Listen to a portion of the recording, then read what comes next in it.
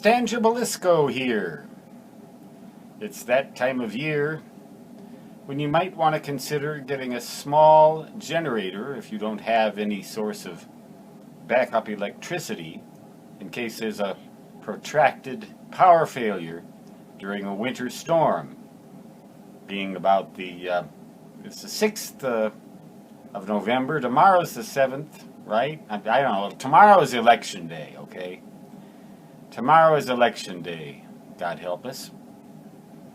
But if you want to get a small generator to run your computer and your modem, your computer or computers, your modem, and perhaps some small LED light bulbs, LED because they consume a minimal amount of power so that you can see during the power outage and it's during the hours of darkness.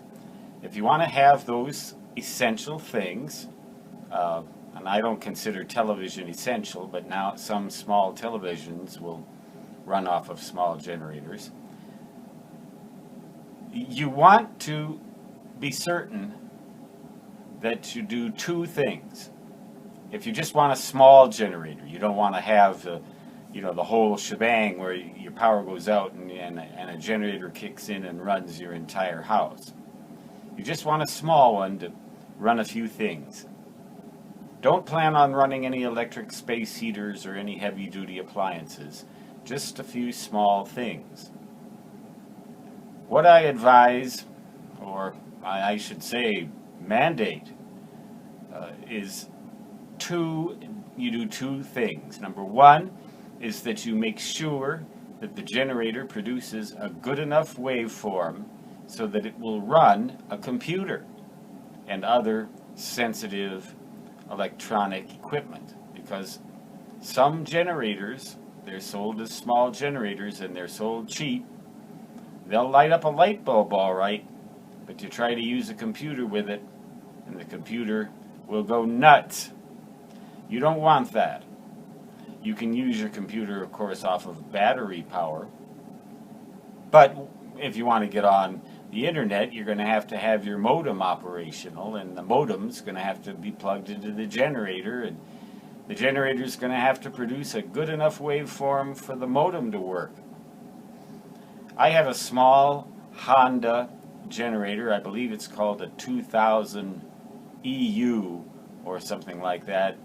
But Honda and Yamaha produce good gasoline-powered small generators that produce 1 or 2 or 3 kilowatts of power, and they produce waveforms in general that are good enough to run computers.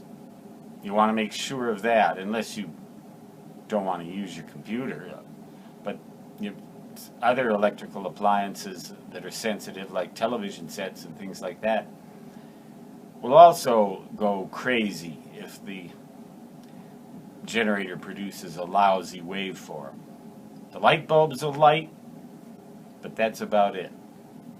So you want to make sure that your generator will produce, that it's a good one. You have to spend a little money to do that. The second thing that you want to make sure that you do is that when you use your generator, you completely isolate everything connected to the generator from your home electrical wiring system. And the best way to do that is to unplug, physically yank the plugs from the wall outlets of your house and plug them in to an extension cord with multiple outlets, if necessary, connected to your generator, and have ne'er the twain shall meet. They should be absolutely and completely isolated from each other, so that number one, when the electrical power comes back on, there's no conflict between it and the power from your generator. And number two, there is absolutely zero, mathematically zero chance that any lineman working on the electrical lines outside of your home get any electricity from that generator, because there have been cases even when you thought it couldn't happen, even when the owner of the generator thought he'd done everything right. There have been cases in which linemen have been shocked or even electrocuted by the power from a generator when they were fixing the electrical lines outside of your house. Ne'er the twain shall meet. Absolute and complete physical isolation between the two. Period. The only exception I would make to that is that you find the ground lug on your generator and run a wire from that ground lug to the point on your house which goes directly to its electrical ground. And if you don't know where that point is, have an electrician come out to your house and find that point for you. Do not rely on the third prong of any electrical outlet in your house, or, even worse yet, the longer left-hand side slot in such an outlet. Don't rely on your home electrical outlets at all and believe that you're getting a good ground that way, because you might not be. You probably aren't. Run a wire from the ground lug on your generator to the point in your home which an electrician has told you and shown you goes directly to your home main electrical ground, which is probably going to be a ground rod driven into the earth somewhere outside your house. So those are the two things you want to be sure that you do. Make sure that you have a waveform that comes out of that generator that will operate your sensitive electronic equipment that you might want to use. And number two, make certain that there is no interconnection between your house electrical wiring and your generator. Absolutely none. Total isolation.